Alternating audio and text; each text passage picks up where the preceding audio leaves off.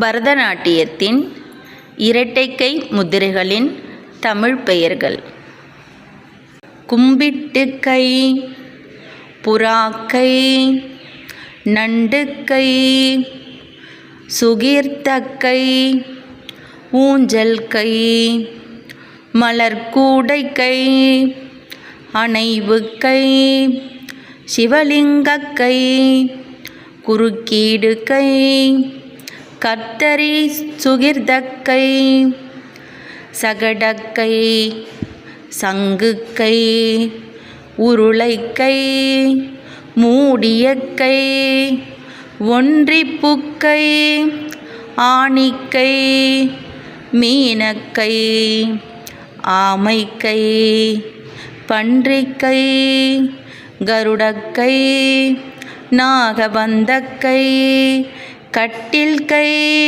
இணை பெறும் பறவைக்கை, அலர்தாமரைக்கை.